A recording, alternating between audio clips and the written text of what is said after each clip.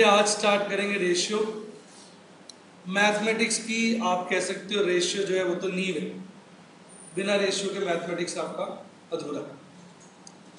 तो रेशियो जो है इतना ज़्यादा यूज होता है डेली लाइफ में कि जिसकी कोई मतलब कहा जाए कि इसके बगैर सब कुछ ही अधूरा है।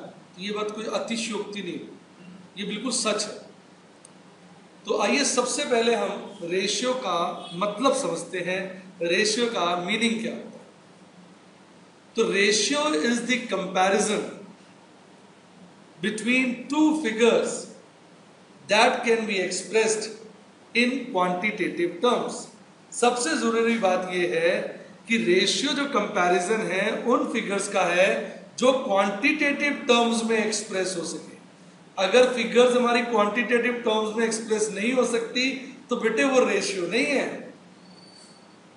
जब तक क्वांटिफाई नहीं होगी रेशियो नहीं होगी। मान लीजिए ये राम है, प्यारा सा हंसता गाता राम, और ये श्याम है,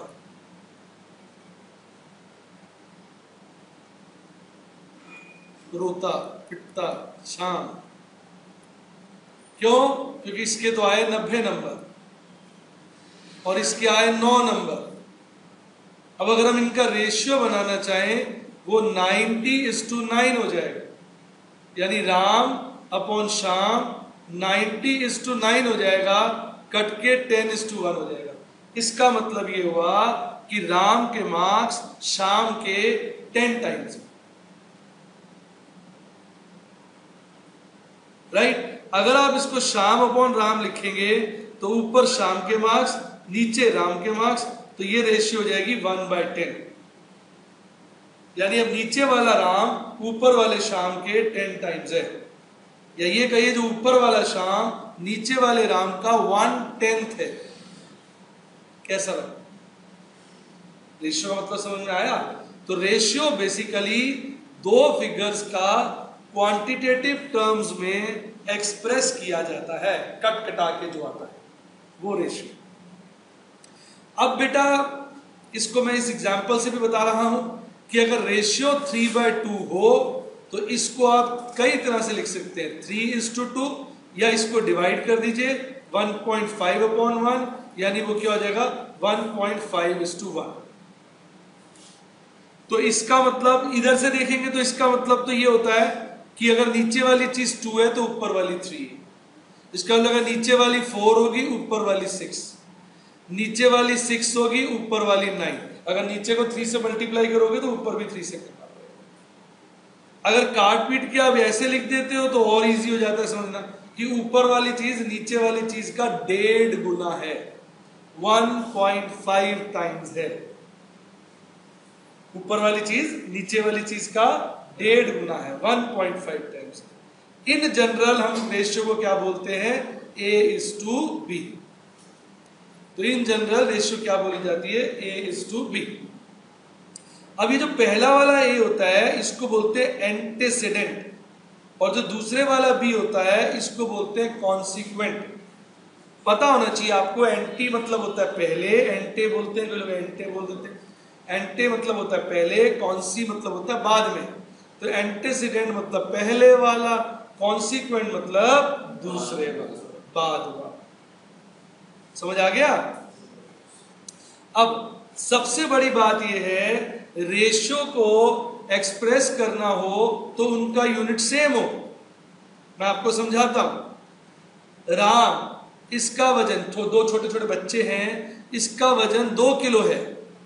श्याम, ये भी न्यूली बॉर्न है, इसका वजन 800 ग्राम है।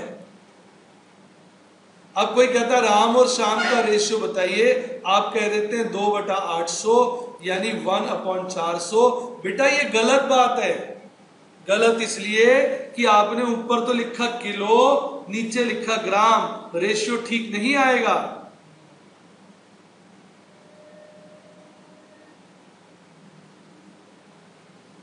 रेशियो कब ठीक आएगा? जब ऊपर भी किलो हो नीचे भी किलो हो, या ऊपर भी ग्राम हो नीचे भी ग्राम। जैसे करेक्ट रेशियो अगर आपको निकालना है मेरे बच्चे, आप लिखिए ऊपर 2 किलो की जगह 2000 ग्राम्स, और नीचे लिखिए 800 ग्राम्स। इससे क्या होगा, ग्राम्स ग्राम्स कट जाएगा, यहां नहीं कट सकता था, ये किलोग्राम था और ये ग्राम था, ये नहीं कट सकता था। यूनिट का सेम होना जरूरी है, अनिवार्य है, नेसेसरी है, मस्ट है। अब आप इसको काट के ठीक कर लीजिए। अब 20/8 हो गया, ऊपर नीचे 5 से डिवाइड हो जाएगा, नहीं 4 से, ऊपर 5 नीचे 2, तो रेशियो क्या हो गया 5:2। बात समझ में आई? तो यूनिट सबका सेम होना चाहिए, एंटीसीडेंट का भी और कॉन्सिक्वेंट का। कभी कभी रेशियोस फ्रैक्शन में दिए जाते हैं, जैसे ये रेशियो 1/2, 1/3, 1/4। जब 2 से ज्यादा रेशियो हो तो उनको कॉन्टिन्यूड रेशियो कहते हैं। क्या कहते हैं? Continued ratio. रेशियो कॉन्टिन्यू कर गया ना, या कॉन्टिन्यूइंग रेशियो। अब इस रेशियो को देख के मजेदारी नहीं आ रही, इसको ठीक करने के लिए इसका एलसीएम सही करना पड़ेगा। 1/2, 1/3, 1/4, इसका एलसीएम क्या हो जाएगा 12। अब 1/2 को 12 से मल्टीप्लाई करिए 6, 1/3 को 12 से मल्टीप्लाई करिए 4, 1/4 को 12 से मल्टीप्लाई करिए 3। तो अब रेशियो हो गया 6:4:3। कैसा लगा? 6:4:3, ये कहलाती है कॉन्टिन्यूड रेशियो। आनंद आया? तो अब जरा इसको करके दिखाइए, आपका टेस्ट है, रेशियो निकालना है आपने कॉन्टिन्यूड 1/5, 1/2, 1/9 का। देखिए हमारे बच्चे कर पाते हैं, देखिए बच्चे कर पाते हैं।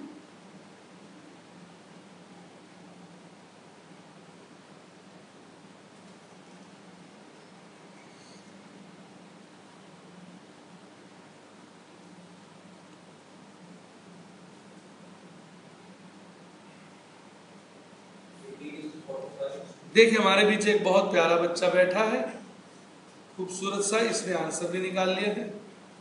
अब इसका एलसीएम क्या होगा? सबसे पहले देखिए 90 होगा। अब 1/5 को 90 से मल्टीप्लाई करिए 18, ये 45 और ये 10। कोई कॉमन नहीं है, कट तो सकता नहीं है, तो रेशियो क्या हो जाएगा 18:45:10। क्लियर? कैसा लगा? समझ आ रहा है? इजी लग रहा है?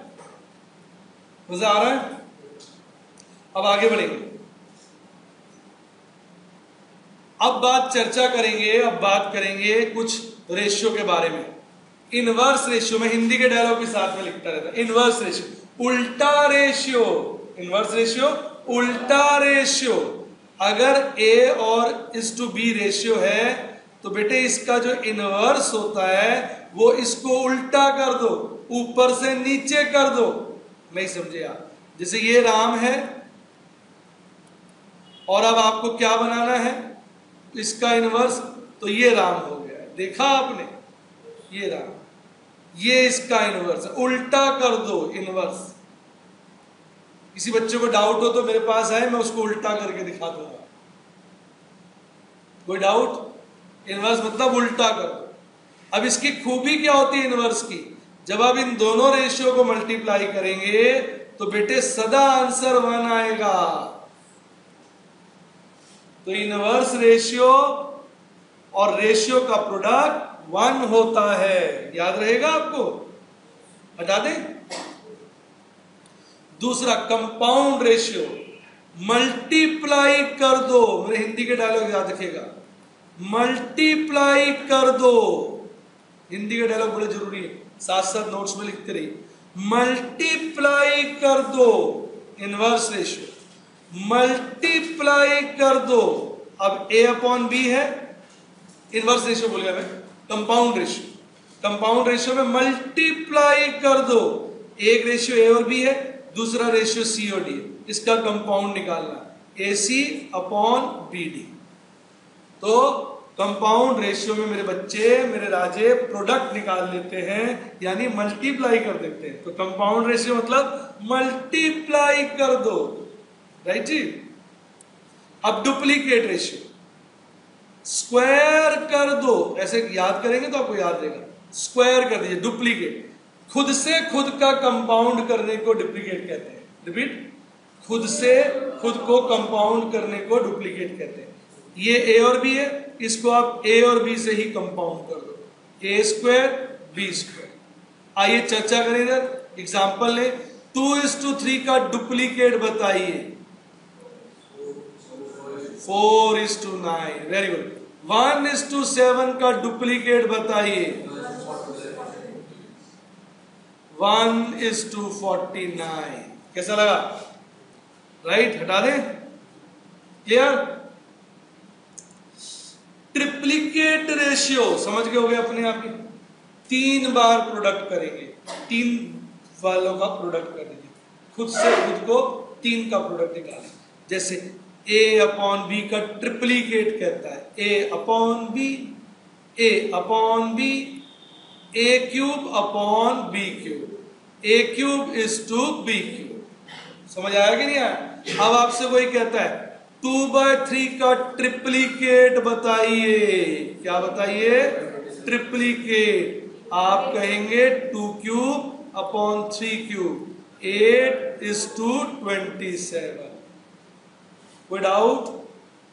ट्रिप्लीकेट मतलब खुद हर टर्म का क्यूब कर देना।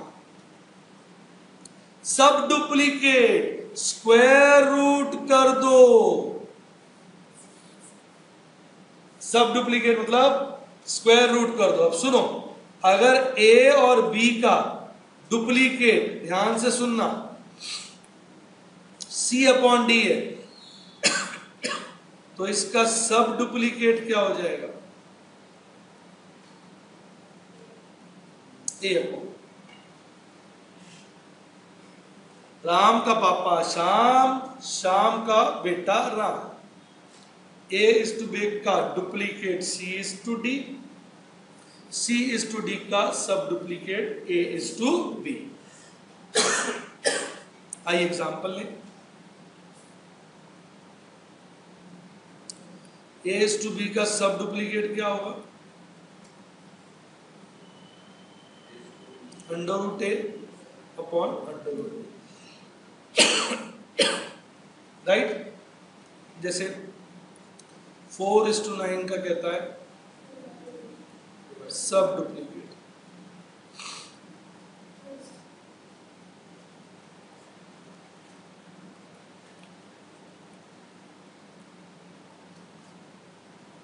क्लियर?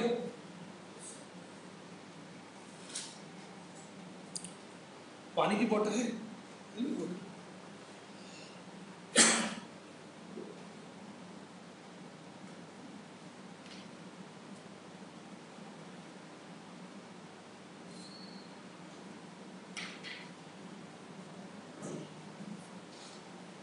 मजा आ गया बेटा? सब डुप्लीकेट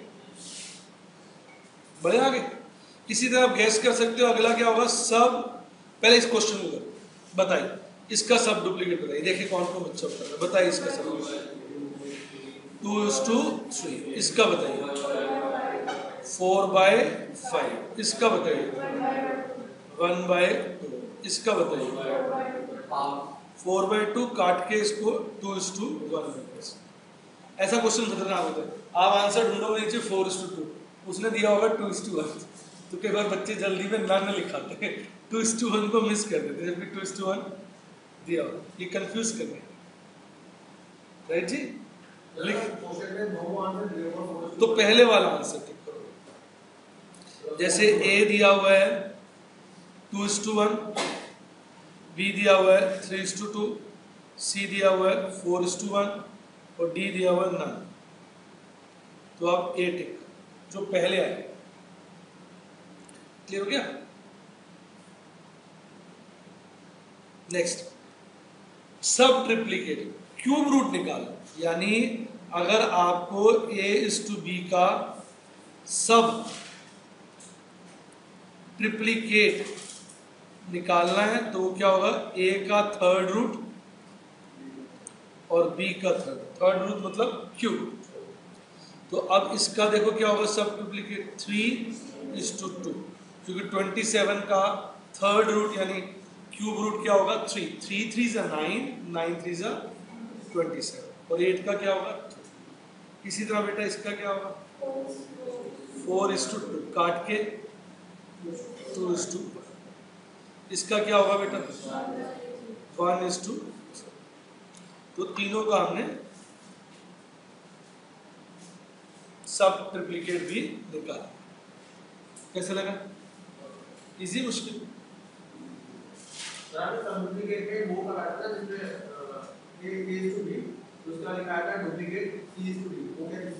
मतलब ये कहा था मैंने कि डुप्लीकेट में जो कह रहे यहाँ पर सिंपल सी बात बताई थी कि मान लो a अपॉन b का डुप्लीकेट जो है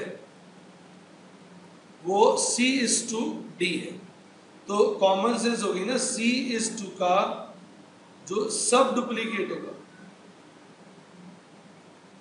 वो a/b है। जैसे एग्जांपल से बताया था, डुप्लीकेट ऑफ 1:3 इज 1:9। अब रिवर्स कर दो, सब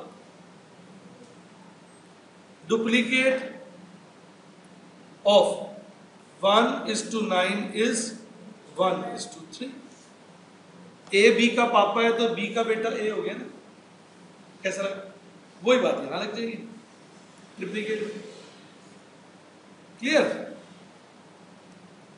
चलिए आंसर्स तो लिख लीजिए आप, है ना। अब कॉन्टिन्यूड रेशियो मैंने बताया था ना, जब एक दो से ज्यादा, ये नॉर्मली किसमें चलती है, पार्टनरशिप। तो जैसे 5:3:1। अगर 2000 को इस रेशियो में बांटना हो तो कैसे बांटोगे, 2000 × 5 और इसका टोटल नीचे लिख दोगे 9। 2000 × 3 9, 2000 × 1/9। समझ आ गया? एक बार और देख लो कि राम है, श्याम है, मोहन है, wants to share 10,000 in the ratio of 3:2:5। तीन बंदे हैं, राम, श्याम, मोहन, जो आपस में 10,000 बांटना चाहते हैं 3:2:5। तो राम को क्या मिलेगा, 10,000 का 3 और नीचे 3, 2 और 5 का टोटल यानी 10, 3,000। बेटे शाम को क्या मिलेगा इस तरह से, 10,000 × 2 नीचे में टोटल 2,000। बेटे मोहन को क्या मिलेगा, 10,000 × 5/10 5,000। बेटे अभी टोटल क्या हो जाएगा 10। मजा आ गया? कोई डाउट इसके अंदर? श्योर, सोच लीजिए।